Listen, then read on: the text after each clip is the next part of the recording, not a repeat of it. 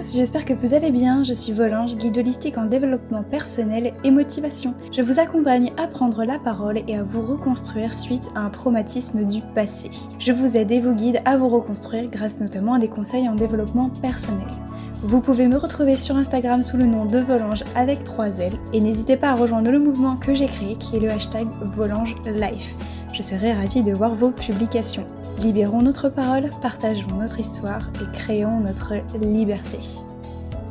Bonjour à tous mes anges, je suis ravie de vous retrouver pour ce tout nouveau podcast. J'espère vous retrouver en pleine forme aujourd'hui, puisque aujourd'hui justement, on va parler émotions. Vous l'aurez vu dans le titre, on va surtout s'intéresser à comment exprimer ses émotions, comment mettre des mots sur ce qu'on ressent, sur ce qu'on a, sur ce qu'on a au plus profond de soi, j'ai envie de dire. On va surtout parler de comment les exprimer parce que je reçois chaque jour beaucoup de messages du style oui mais toi Marion c'est facile pour toi, t'arrives à exprimer tes émotions, à dire ce que tu ressens, mais moi j'arrive pas à m'exprimer, j'arrive pas à dire ce que j'ai sur le cœur parce qu'on m'a pas appris à montrer mes émotions, que je suis née dans une famille qui ne dévoilait pas ses émotions, etc. Et pour moi c'est plus difficile que toi, etc. etc. Alors je voulais justement profiter de ce podcast-là pour rétablir certaines choses. Sachez que ça n'a pas du tout été facile pour moi de montrer mes émotions, de les dévoiler. Ça demande une grande part de vulnérabilité, clairement. Et retenez cela, c'est tout le podcast. Montrer ses émotions, c'est faire preuve d'une grande part de vulnérabilité, pardon. Ça n'a pas du tout été simple pour moi de dire ce que je ressens, tout simplement pourquoi ? Parce que pendant presque 10 ans, même plus de 10 ans, on m'a forcé à garder le silence, à ne pas montrer ce que je ressentais, à ne pas dire ce qui se cachait à l'intérieur de moi. Et donc, qu'est-ce qui s'est passé ? Je me suis forgé une espèce de carapace invisible qui était stock, vraiment, où je ne laissais rien passer, rien transparaître, je ne disais rien, je n'exprimais rien. Et du coup, on entasse, et c'est pas du tout bon.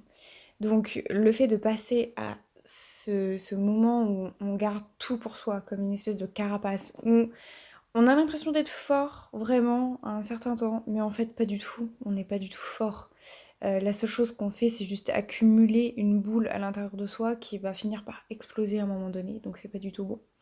Donc on a l'impression d'être fort, et puis passer de justement cette sensation de carapace, comme si ça nous protégeait, à aujourd'hui arriver à dire ce que j'ai sur le cœur, partager mes émotions, dire là je me sens triste, là je me sens en colère, là je me sens frustrée, là je me sens bien épanouie, heureuse, pleine de bonheur, c'est très difficile, vraiment. Ça a été vraiment un travail de plusieurs années. Donc voilà, c'est pour ça que je voulais vraiment vous faire ce podcast-là. Non, ça n'a pas été simple du tout pour moi de passer de ce stade à je n'exprime rien du tout à aujourd'hui, dans mes stories, dans mes posts, j'arrive à vous écrire, à vous parler, à m'exprimer sur ce que je ressens. Mais ça fait vraiment preuve d'une grande vulnérabilité. Donc voilà, et c'est pas facile, j'en conçois. Personne n'a dit que c'était simple en fait. Libérer ses émotions, c'est clairement pas simple, c'est difficile. C'est pas impossible, mais c'est difficile. C'est un travail qui est difficile. Mais en fait, je crois que personne n'a dit que le développement personnel était facile en soi.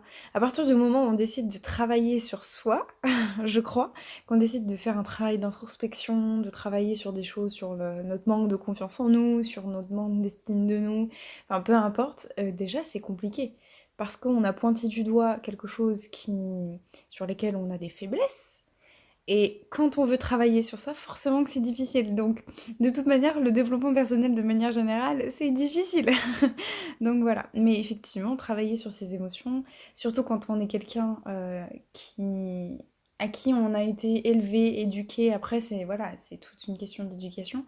Si on a été élevé et éduqué à ne pas dévoiler ce qu'on ressent, à dire ce qu'on a sur le cœur, etc., forcément que c'est très compliqué. Et en fait, j'ai envie de vous dire, c'est justement tout l'art du développement personnel, en fait. C'est à partir du moment où on a envie de travailler quelque chose, et toi, vous qui écoutez ce podcast-là, c'est que au fond de vous, au fond de toi, tu as vraiment envie de travailler cela. Tu as envie de travailler sur le fait de libérer tes émotions, le fait de les exprimer. Donc c'est que tu as envie de faire ce travail-là. même si c'est pas simple. Et je le reconnais, c'est pas simple. Bref, tout ça pour vous dire que non, ça n'a pas du tout été facile pour moi. Il a fallu des années pour pouvoir libérer mes émotions, pour pouvoir les exprimer, dire vraiment ce que je ressentais. Et il y a encore des jours où c'est vraiment compliqué dans certaines situations. Je vais avoir des blocages où par exemple, je vais devenir complètement neutre. Je vais faire un blocage intérieur, il ne va plus rien se passer, je vais revenir dans cette position de carapace qui va revenir et je n'arrive plus rien à exprimer du tout. Typiquement, j'ai noté un exemple que j'aimerais te faire vraiment partager qui m'est arrivé il y a pas longtemps. Je me suis observée, j'ai vraiment observé mon comportement et je me suis aperçue que là, à ce moment-là, j'ai fait un blocage et il n'y avait plus rien qui passait. C'est quand mon patron m'avait fait une remarque, je pense que je vous en avais parlé d'ailleurs sur Instagram, où en fait je me suis fait lyncher. Clairement, c'était que j'écoutais pas, j'étais nulle, enfin je servais à rien. Enfin bon voilà, c'était vraiment ça son idée. Je me suis pris vraiment une remarque. Et je me souviens qu'à ce moment-là, je me suis mis en mode victime. Donc cette position de victime que j'ai retrouvée, c'est-à-dire je baisse la tête, etc. Donc déjà, je me suis rendu compte au moment où j'ai reçu la critique que j'ai fait l'effort dans ma gestuelle et mon comportement de garder la tête haute, de justement d'éviter de garder cette position de victime, de me rabaisser, de fermer enfin de baisser la tête, de regarder les yeux bas vers le sol, etc. Déjà, je me suis dit, non, Marion, t'es pas victime, tu affrontes, tu gardes la tête haute, tu sais ce que tu vaux, donc tu gardes la tête haute. Donc déjà, j'ai essayé de faire ce travail-là, donc voilà, j'en suis plutôt fière, je vous avoue, ça a été très difficile, mais j'ai tenu la posture, si j'ose dire, et mon comportement. Mais par contre, aucun mot, aucune émotion. J'étais neutre, vide. Il n'y avait rien qui sortait. Absolument rien. Euh, je ressentais plus rien. C'était vide, en fait, à l'intérieur de moi. Alors, j'aime pas trop dire vide parce qu'on ressent forcément toujours à un moment donné quelque chose. Mais là, c'était vraiment... Il n'y avait rien qui se passait. Je pouvais plus rien dire, plus rien. Il y avait... voilà. Donc, la carapace qui s'était remise. Et quelques temps après, je me suis effondrée en fait. Je me suis littéralement effondrée. Ça a été très difficile. C'est-à-dire que pour moi, je l'ai vécu comme un échec de me dire mais Marion, pourquoi tu n'arrives pas à exprimer ce que tu ressentais à ce moment-là, dire vraiment ce que tu avais sur le cœur. Et après, je me suis effondrée. Dans cet exemple-là que je viens de te donner, en fait, il y a un tout autre sujet que je pense, peut-être si ça vous intéresse, je pourrais aborder dans un autre podcast. C'est le fait aussi d'attendre la validation de tout le monde. C'est-à-dire que je suis dans une phase où j'attends qu'on me dise c'est bien, continue, vas-y, t'es dans le droit chemin, continue vers ce chemin-là, etc. À vouloir attendre la validation, le ok, et qu'on approuve tout ce que je fais, qu'on me dise que c'est tout très bien, que vas-y fonce, etc. Et du coup, dans le même temps, comme j'attends ce côté-là de validation, qu'on me dise que c'est bien, etc., forcément, dès que je reçois une critique, bah là, c'est mon monde qui s'effondre. Bref, ça c'est un autre sujet, je pense que je pourrais peut-être envisager de faire un autre podcast sur le fait d'attendre la validation des autres.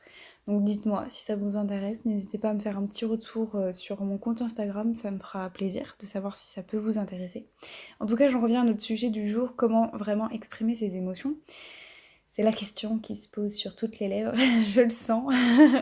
En tout cas, je vais vous donner certains points qui, moi, m'ont aidé. Parce que je voulais vraiment attirer votre attention sur le fait d'exprimer ses émotions, c'est pas forcément verbaliser. Voilà là où je voulais vraiment en venir. C'est pas forcément verbaliser, c'est pas forcément mettre des mots sur ce qu'on ressent. Il y a plein de façons, et je vais vous en énumérer quelques-unes, il y a plein de façons de pouvoir exprimer ce qu'on ressent et ses émotions. Avant de vous donner les 4 points que j'ai retenus pour pouvoir exprimer ces émotions autres que par la verbalisation, sachez déjà une chose, qu'il y a tout un travail, et ça j'en avais déjà parlé dans plein d'autres podcasts que j'avais fait sur les émotions, et je vous invite vraiment à aller les écouter, sur le fait d'identifier l'émotion. C'est super important, et justement les outils que je vais vous donner juste après vont vous permettre justement d'identifier. Quand on parle d'identifier les émotions, c'est vraiment de les nommer, de savoir ce que vous ressentez. Parce qu'il y a plein de personnes aujourd'hui, et moi encore, parce qu'il y a... C'est pour ça que ça m'intéresse beaucoup les émotions, parce qu'il y a plein d'émotions qu'on est incapable de nommer aujourd'hui. Mais il y a des fois, c'est ces moments-là où vous vous dites, je sais pas, je me sens bizarre, mais je sais pas ce que je ressens vraiment. Je sais pas si je me sens bien ou pas bien. Vous savez, c'est ces moments-là où on sait pas trop sur quel pied danser. On, on hésite, on sait pas trop si on est content ou pas. Voilà, c'est tous ces moments-là où on n'arrive pas très bien à se positionner, à savoir ce qu'on ressent. Mais c'est tout un travail justement d'identification des émotions. Et encore une fois, il y a plein d'émotions qu'on n'arrive pas à nommer aujourd'hui, mais ça c'est encore autre chose. Je trouve ça vraiment passionnant. Enfin bref. Mais du coup, déjà faites ce premier travail d'identification. C'est savoir qu'est-ce que vous ressentez précisément. Est-ce que vous êtes heureuse, épanouie, triste, en colère, frustrée? Est-ce que vous avez honte? Est-ce que, je sais pas, moi, peu importe, mais déjà savoir ce que vous ressentez à l'intérieur de vous. Et donc pour ça, c'est pas juste verbaliser. Là aujourd'hui, au moment où je vous fais ce podcast-là, je me sens heureuse, comblée, épanouie. Je suis très heureuse de pouvoir partager ce moment-là avec vous. Mais c'est pas toujours facile de verbaliser ce qu'on ressent. Donc le premier outil que je pourrais vous donner, c'est vous pouvez mettre des couleurs sur vos émotions. Les émotions ont des couleurs. Quelles sont vos couleurs, justement? Quelles sont, par exemple, le bleu, pour vous, ça représenterait quoi? Le vert, pour vous, ce serait quelle émotion? Le rouge, par exemple, ce serait quelle émotion? Alors, je voudrais pas trop vous donner de pistes parce que c'est propre à chacun. Par exemple, pour moi, le rouge, ça représenterait la colère.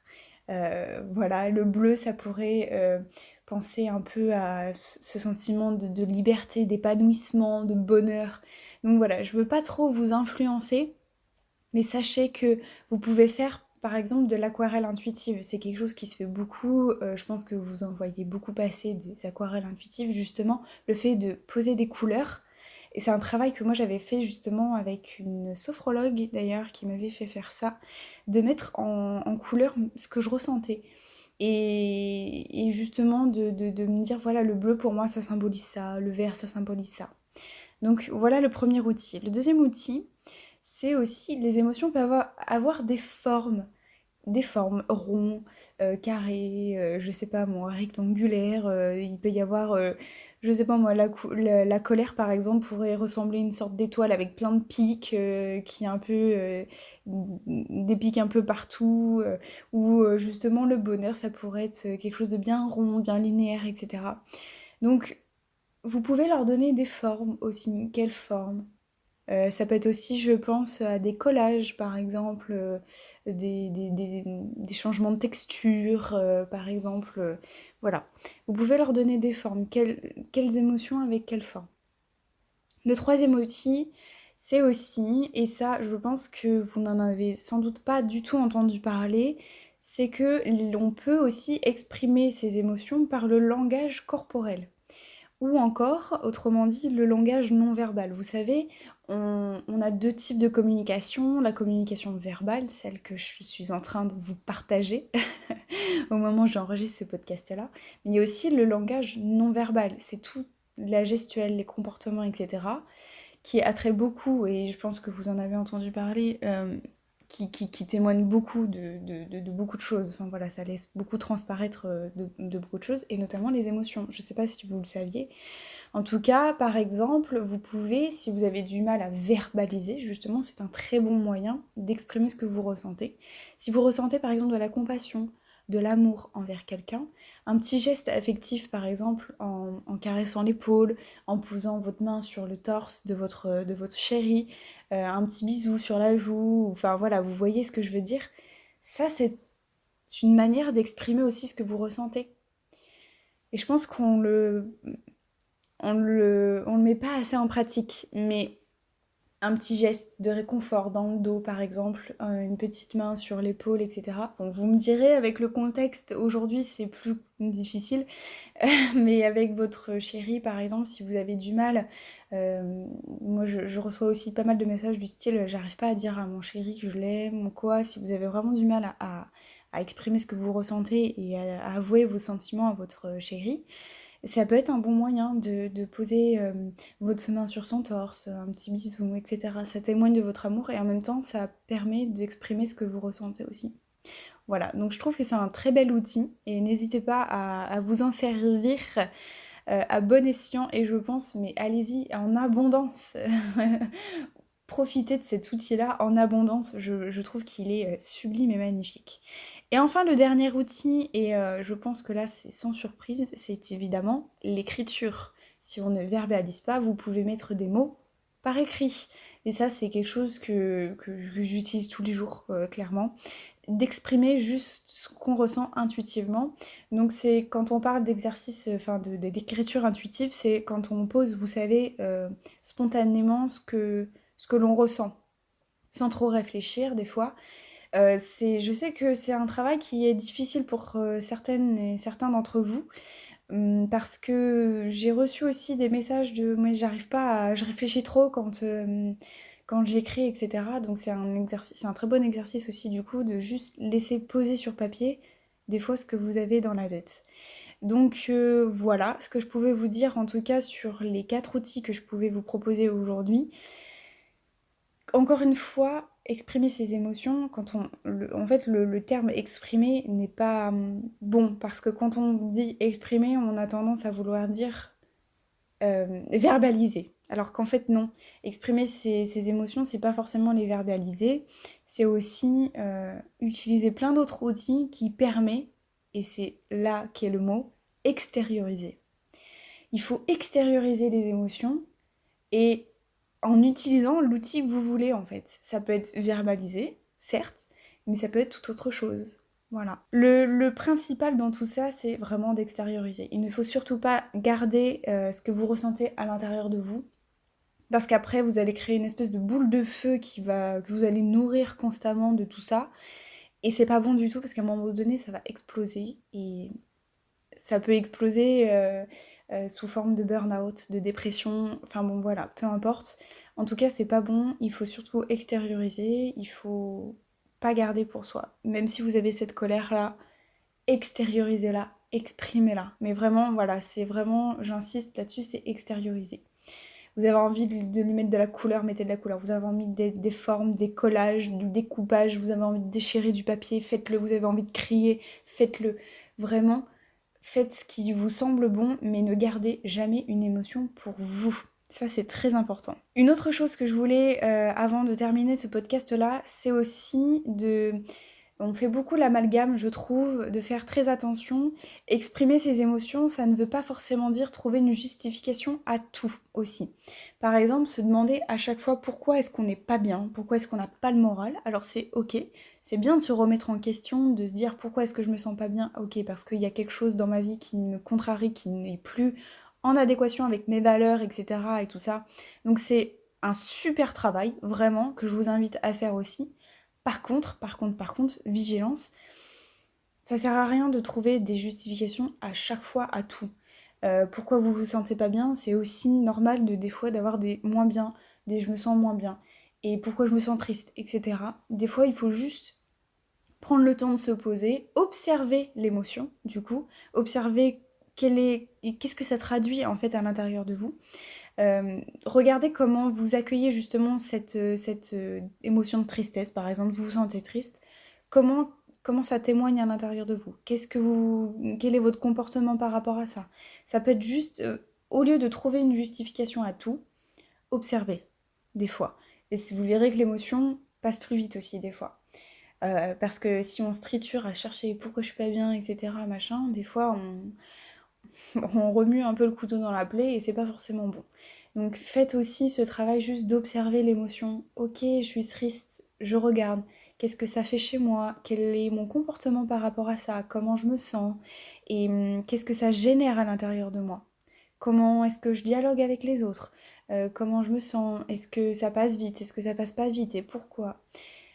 Pourquoi ça passe pas vite? Mais juste observez ça, vraiment, sans trop vous poser de questions. C'est vraiment important. Observez, voilà, quel est votre comportement par rapport à tout ça. Et encore une fois, exprimer ses émotions, ça témoigne d'une grande preuve de vulnérabilité, et donc c'est un peu oser se montrer tout nu, j'ai envie de vous dire.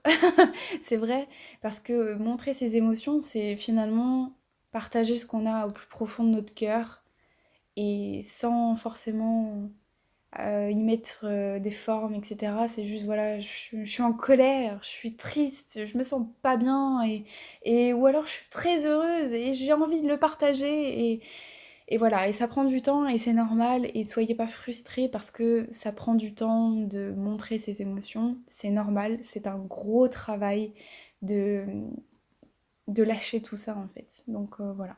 Donc comme petit exercice pour terminer ce podcast-là, je voulais, justement, je vous invite vraiment à choisir un des 4 outils que je viens de vous donner, donc le langage corporel, l'écriture, les couleurs, les formes, ce que vous voulez, et qu'à chaque fois que vous en ressentez le besoin, à chaque fois que vous avez une émotion qui est forte et qui est selon vous désagréable ou qui est agréable, hein, comme vous voulez, je vous invite à reprendre l'outil que vous avez choisi et qui vous convient et que vous pouvez extérioriser justement. Donc n'hésitez pas à l'utiliser.